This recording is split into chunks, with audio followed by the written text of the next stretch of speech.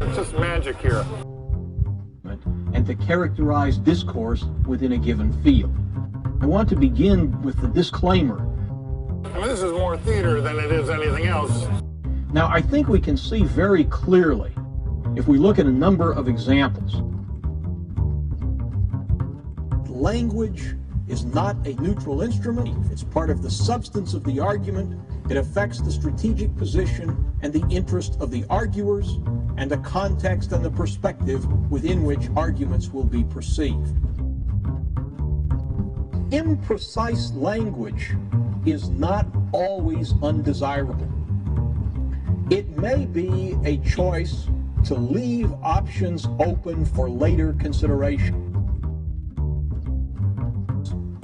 Well, how do figures of speech do that?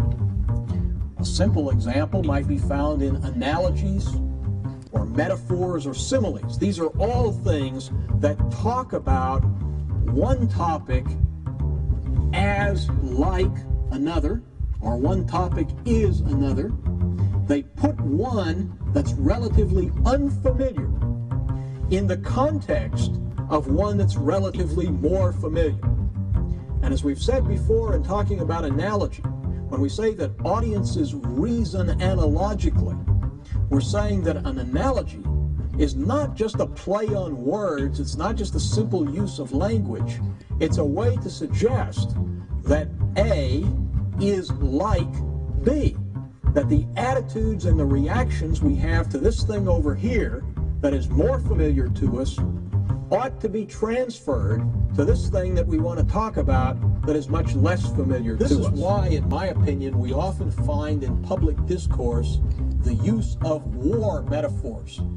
We have a war on poverty, a war on crime, a war on drugs. What does the war metaphor do? It suggests this very sense of urgency and action. Because when you're in a war, you got to move quickly, you got to defend yourself, you got to attack, you've got to do something.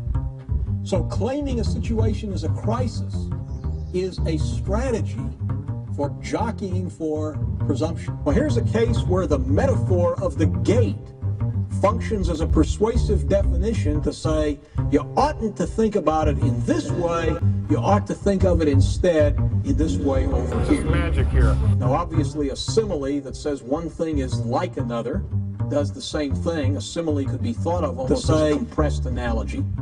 And a metaphor that says one thing is another functions in exactly the same way. These are figures of speech that serve to increase the presence of ideas and hence make the ideas more relevant to the argument. Policy proposals are linked to ultimate terms. Now, what do I mean by ultimate terms? I mean terms that are highly charged with positive or negative valuation. Now, they represent sort of the hierarchy of values of a society. Functions as a persuasive definition